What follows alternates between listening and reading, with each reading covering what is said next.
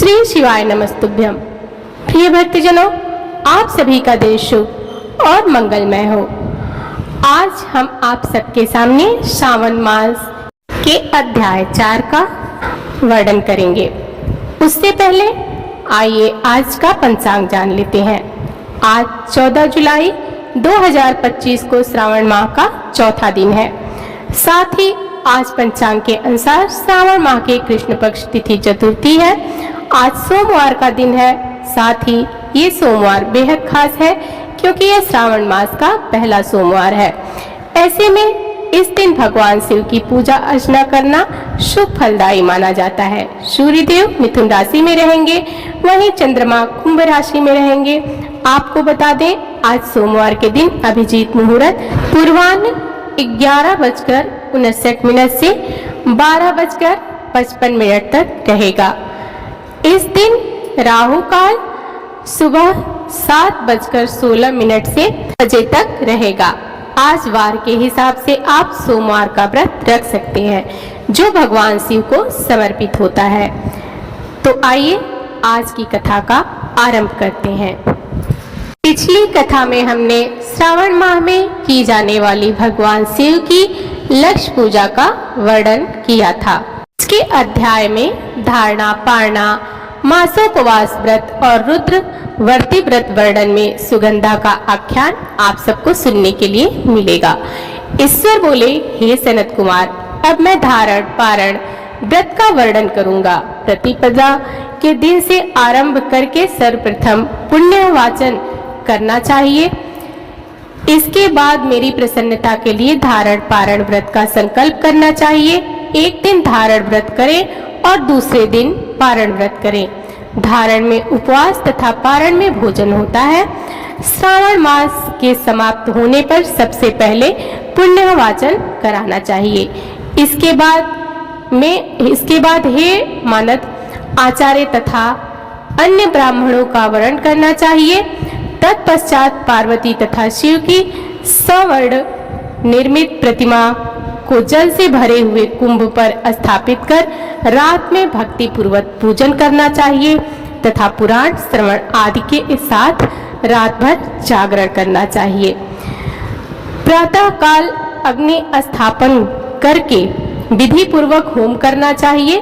त्र्यंबकम इस मंत्र से तिल मिश्रित भात की आहुति डालनी चाहिए।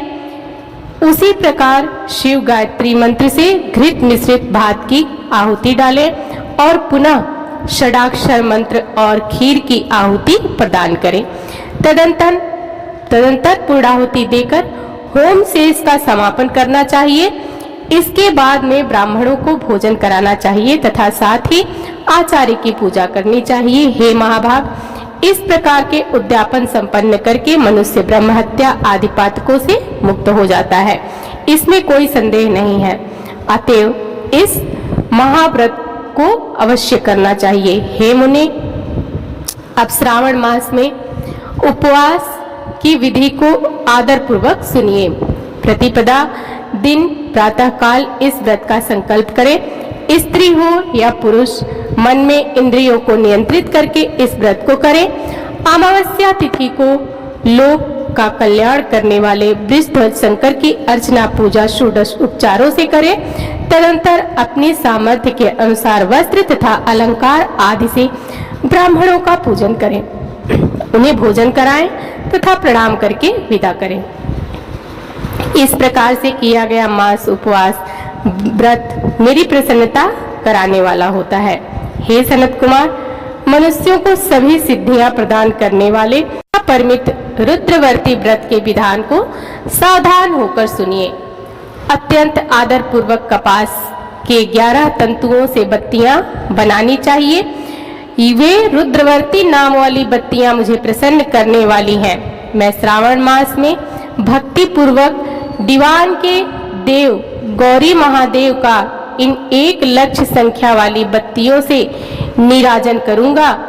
इस प्रकार श्रावण मास के प्रथम दिन विधि पूर्वक संकल्प करके महीने भर प्रतिदिन शिव जी का पूजन कर 1000 बत्तियों से निराजन करें और अंतिम दिन 71,000 बत्तियों से निराजन करें। अथवा प्रतिदिन 3000 बत्तियां आदर पूर्वक अर्पण करें और अंतिम दिन 13000 बत्तियां समर्पित करें, अथवा एक ही दिन सभी 1,00,000 बत्तियों को मेरे समक्ष जलाएं।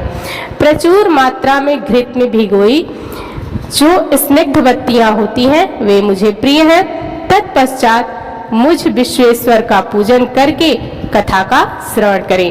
सनत कुमार बोले, हे देवदेव, हे जगन्नाथ, हे जगदानंद कारक, कृपा करके आप मुझे इस व्रत का प्रबंध बताएं। हे प्रभु, इस व्रत को सर्वप्रथम किसने किया तथा इसके उद्यापन की क्या विधि होती है? ईश्वर बोले, हे ब्रह्मपुत्र, व्रतों में उत्तम इस रुद्रवर्ती व्रत के विषय में सावधान होकर सुनिए। यह व्रत महापुण्यप्रद, सभी उपद्रवों का नाश करने वाला, प्रीति तथा सौभाग्य देने वाला, पुत्र पौत्र समृद्धि प्रदान करने वाला, व्रत करने वाले प्रति शंकर जी की प्रीति उत्पन्न करने वाला तथा परम पद शिवलोक को देने वाला है। तीनों लोकों में इस रुद्रवर्ती के समान कोई उत्तम व्रत नहीं है। इस संबंध में लोग यह प्राचीन दृष्टांत देते हैं। क्षिप्रा नदी के रम्य तट पर उज्जैनी नामक सुंदर नगरी थी। उस नगरी में सुगंधा नामक एक परम सुंदरी वीरांगना थी। उसने अपने साथ संसर्ग के लिए अत्यंत दुस्सह शुल्क निश्चित किया था। 100 स्वर्ण मुद्रा देकर संसर्ग करने की शर्त रखी थी। उस सुगंधा ने युवकों तथा ब्राह्मणों को भ्रष्ट कर दिया था। उसने राजाओं तथा राजकुमारों को नग्न करके उनके आभूषण आदि लेकर उनका बहुत तिरस्कार किया। इस प्रकार उस सुगंधा ने बहुत लोगों को लूटा था। उसके शरीर की सुगंध से कोस भर का स्थान सुगंधित रहता था। वह पृथ्वी तल पर रूप, लावण्य और कांति की मानो निवास स्थली थी। वह 6 रागों और 36 रागिनियों के गायन में तथा उनके अन्य बहुत से भेदों की गान किया में अत्यंत कुशल थी। वह नृत्य में रंभा और देवांगनाओं को भी तिरस्कृत कर देती थी और अपने एक एक पग पर अपनी गति से हाथियों तक का उपहास करती थी। किसी दिन वह सुगंधा कटाक्षों तथा भौं चालान के द्वारा काम बाड़ों को छोड़ती हुई क्रीड़ा करने के विचार से क्षिप्रा नदी के तट पर गई। उसने ऋषियों के द्वारा सेवित मनोरम नदी को देखा। वहां कई विप्र ध्यान में लगे हुए थे तथा कई जप में लीन थे, कई शिवार्चन में रत थे, कई विष्णु के पूजन में तल्लीन थे। हे महामुने, उसने उन ऋषियों के बीच विराजमान मुनि वशिष्ठ को देखा। उनके दर्शन के प्रभाव से उसकी बुद्धि धर्म में प्रवृत्त हो गई। जीवन तथा विशेष रूप से विषयों की उसकी विरक्ति हो गई। वह अपना सिर झुकाकर बार बार मुनि को प्रणाम करके अपने पांव की निवृत्ति के लिए मुनि श्रेष्ठ वशिष्ठ जी से कहने लगी। सुगंधा बोली, हे अनाथनाथ, हे विपेंद्र, सर्वादि विशारद, हे योगीश, मैंने बहुत से पाप किए हैं। अतः हे प्रभु, उन समस्त पापों के नाश के लिए मुझे उपाय बताइए। ईश्वर बोले, हे सनत कुमार, उस सुगंधा के इस प्रकार कहने पर दीन वत्सल मुनि वशिष्ठ अपनी ज्ञान दृष्टि से उसके कर्मों को जानकर आदर पूर्वक कहने लगे। वशिष्ठ बोले, तुम सावधान होकर सुनो। जिस पुण्य से तुम्हारे पाप का पूर्ण रूप से नाश हो जाएगा, वह सब मैं तुमसे अब कह रहा हूँ। हे बद्रे, तीनों लोकों में विख्यात वाराणसी में जाओ। वहां जाकर तीनों लोकों में दुर्लभ महान पुण्य देने वाले शिव के लिए अत्यंत प्रीतिकर रुद्रवर्ती नामक व्रत को उस क्षेत्र में करो। हे भद्रे, इस व्रत को करके तुम परम गति को प्राप्त करोगी। ईश्वर बोले, तब उसने अपना धन लेकर सेवक तथा मित्र सहित काशी में जाकर वशिष्ठ के द्वारा बताए गए विधान के अनुसार व्रत किया। इस प्रकार उस व्रत के प्रभाव से वह शरीर उस शिवलिंग में विलीन हो गई। हे सनत कुमार, इस प्रकार जो स्त्री इस परम दुर्लभ व्रत को करती है, वह जिस जिस अभिष्ट पदार्थ की इच्छा करती है उसे निसंदेह प्राप्त करती है। हे सुब्रत, अब आप मणिक्यावर्तियों की महात्मा सुनिए। हे विपेंद्र, उन मणिक्यावर्तियों के व्रत से स्त्री मेरे अर्थ आसन की अधिकारिणी हो जाती है और महाप्रलय पर्यंत वह मेरे लिए प्रिय रहती है। अब मैं इस व्रत की संपूर्णता के लिए उद्यापन का विधान बताऊंगा। चांदी की बनी हुई नंदीश्वर की मूर्ति पर आसीन सुवर्णमय भगवान शिव की पार्वती सहित प्रतिमा को कलश पर स्थापित करना चाहिए और विधि के साथ पूजन करके रात्रि में जागरण करना चाहिए। इसके बाद प्रातः काल नदी में निर्मल जल से विधि पूर्वक स्नान करके 11 ब्राह्मणों सहित आचार्य का वर्ण करना चाहिए। तत्पश्चात रुद्र सूक्त के अलावा गायत्री से अथवा मूल मंत्र से घृत खीर तथा बिल्व पत्रों का होम करना चाहिए। इसके बाद पूर्णाहुति होम करके आचार्य आदि की विधिवत पूजन करनी चाहिए तथा सपत्नीक 11 उत्तम विप्रों को भोजन कराना चाहिए। हे सनत कुमार, जो स्त्री इस प्रकार से व्रत करती है वह समस्त पापों से मुक्त हो जाती है। तत्पश्चात विधान पूर्वक कथा सुनकर स्थापित की गई समस्त सामग्री ब्राह्मण को दे देनी चाहिए। इससे निश्चित रूप से 1000 अश्वमेध यज्ञों का फल प्राप्त होता है। इस प्रकार श्री स्कंद पुराण के अंतर्गत ईश्वर सनत कुमार संवाद में श्रावण मास महात्म्य, धारण पारण, मासोपवास, रुद्रवर्ती कथन नामक चौथा अध्याय पूर्ण हुआ। अब आइए शिव जी की कथा का श्रवण करते हैं। पिछली कथा में हमने जलंधर के वध की कथा सुनी थी। आज की कथा में पार्वती ने शिव को क्या दान में दिया, आइए इस कथा का श्रवण करते हैं। एक श्रेष्ठ पुत्र की प्राप्ति हेतु भगवान शिव से आज्ञा लेकर पार्वती ने 1 वर्ष तक चलने वाले पुण्य व्रत का समापन किया। व्रत की समाप्ति पर पुरोहित सनत कुमार ने देवी पार्वती से कहा, सुब्रते, मुझे दक्षिणा चाहिए। पार्वती ने मुंह मांगी दक्षिणा देने का वचन दिया। फिर क्या था, पुरोहित बने सनत कुमार ने अस्वाभाविक दक्षिणा की याचना की थी। देवी, इस व्रत में दक्षिणा स्वरूप मुझे अपने पति को दीजिए। यह सुनते ही देवी पार्वती पर जैसे वज्रपात हुआ। वे व्याकुल होकर विलाप करती हुई मूर्छित हो गई। पार्वती को मूर्छित देखकर ब्रह्मा, विष्णु और मुनियों को हंसी आ गई। उन्होंने पार्वती को समझाने के लिए भगवान शिव को भेजा। पार्वती की मूर्छा टूटने पर शिव ने उन्हें समझाया, देवी, देव कार्य, पितृ कार्य या नित्य नैमित्तिक जो भी कार्य दक्षिणा से रहित होता है निष्फल हो जाता है। उस कर्म से दाता काल सूत्र नामक नरक में गिरता है। उसके बाद वह दीन होकर शत्रुओं से पीड़ित होता है। ब्राह्मण को संकल्प की दी हुई दक्षिणा उस समय न देने पर वह बढ़कर कई गुनी हो जाती है। भगवान विष्णु और ब्रह्मा ने पार्वती से धर्म रक्षा के लिए अनुरोध किया। धर्म ने भी समझाया। देवताओं ने कहा, मुनियों ने भी दक्षिणा देने की प्रेरणा दी। फिर भी पार्वती चुप रही। तब सनत कुमार ने कहा, शिवे, या तो आप मुझे दक्षिणा में अपने पति को प्रदान कीजिए या अपने दीर्घकालीन कठोर तप का फल भी त्याग दीजिए। इस महान कर्म की दक्षिणा न मिलने पर मैं इस दुर्लभ कठोर व्रत का फल ही नहीं, अपने समस्त कर्मों का फल भी प्राप्त कर लूंगा। उद्विग्न होकर पार्वती ने कहा, पति से वंचित हो जाने वाले कर्म से क्या लाभ? दक्षिणा देने तथा धर्म और पुत्र की प्राप्ति से मेरा क्या हित होगा?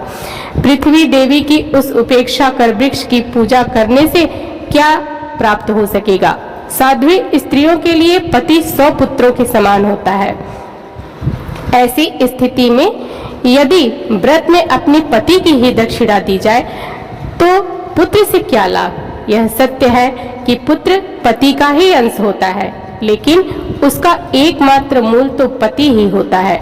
मूल धन के नष्ट होने पर समस्त व्यापार ही विनष्ट हो जाता है। उसी समय आकाश में देवताओं और ऋषियों ने एक रत्न निर्मित रथ देखा जो पार्षदों से घिरा था। उस रथ से श्री नारायण उतरकर देवताओं के सम्मुख उपस्थित हुए। उन श्री नारायण को ब्रह्मा, विष्णु और शिव जी ने रत्न सिंहासन पर बैठाकर उन्हें प्रणाम किया और हाथ जोड़कर गद्गद कंठ से स्तुति की। वहां का सारा वृतांत जानकर श्री नारायण ने कहा, शिवप्रिया पार्वती का यह व्रत लोक शिक्षा के लिए है, अपने लिए नहीं, क्योंकि ये तो स्वयं समस्त व्रतों एवं तपस्याओं का फल प्रदान करने वाली हैं। इनकी माया से ही चराचर जगत मोहित है।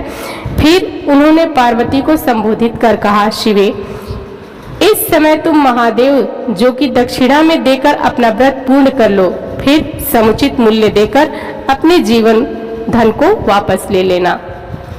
गौओं की भांति भी विष्णु के शरीर में है, अतः तुम ब्राह्मण को गौमूल्य प्रदान करके अपने पति को लौटा लेना। यह कहकर वे अंतर्ध्यान हो गए। तब पार्वती प्रसन्न मन से अपने प्राण सर्वस्व को दक्षिणा में देने के लिए तैयार हो गई। उन्होंने हवन की पूर्णाहुति की और अपने जीवननाथ शिव को दक्षिणा रूप में दे दिया। इसके बाद उन्होंने पुरोहित सनत कुमार से निवेदन किया, विप्रवर, गौ का मूल्य मेरे पति के बराबर है। मैं आपको अत्यंत सुंदर 1 लाख गौएं प्रदान करूंगी। इसके बदले में आप मेरे जीवन सर्वस्व को लौटा दें। प्राणनाथ के मिल जाने पर मैं पुनः ब्राह्मणों को विपुल दक्षिणाएं प्रदान करूंगी। तब सनत कुमार ने पार्वती से कहा, देवी, मैं ब्राह्मण हूँ, मैं 1 लाख गौएं लेकर क्या करूंगा? इस दुर्लभ रत्न के सामने 1 लाख गौओं की क्या तुलना। मैं इन्हें साथ लेकर त्रिलोक में भ्रमण करूंगा। उस समय समस्त बालक इन्हें देखकर प्रसन्नता पूर्वक ताली बजा बजाकर अट्टहास करेंगे। कहने के साथ ही सनत कुमार ने भगवान शिव को अपने पास बैठा लिया। यह सुनकर पार्वती जलहीन मछली की बात छटपटाने लगी। उन्होंने मन ही मन सोचा, कैसा दुर्भाग्य है मेरा कि मुझे न तो अभिष्ट देव का दर्शन हुआ और न ही व्रत का फल प्राप्त हो सका। अधीर होकर वे अपने प्राण त्यागने के लिए प्रस्तुत हो गईं। अकस्मात उसी समय आकाश में तेज समूह प्रकट हुआ। उस तेज समूह को देखकर पार्वती ने उसे अपने ऊपर दया करने को कहा और उस समय तेजो राशि में मध्य विश्व मोहन श्री कृष्ण स्वरूप का दर्शन किया। ऐसे भूमोहन अनूप रूप को देखकर भगवती पार्वती उस सदृश पुत्र की कामना करने लगी। उसी क्षण उन्हें वह वर भी प्राप्त हो गया। तदंतर वह तेज वहीं तिरोहित हो गया। तब देवताओं ने ब्रह्मपुत्र सनत कुमार को समझाया। सनत कुमार ने दिगंबर शिव को उनकी प्राणेश्वरी पार्वती को लौटा दिया। तो आज की कथा यहीं पर समाप्त होती है। कथा कैसी लगी कमेंट बॉक्स में जरूर बताइएगा और हमारे चैनल को सब्सक्राइब, वीडियो को लाइक और शेयर भी जरूर करिएगा। मिलते हैं अगली कथा में, तब तक के लिए धन्यवाद।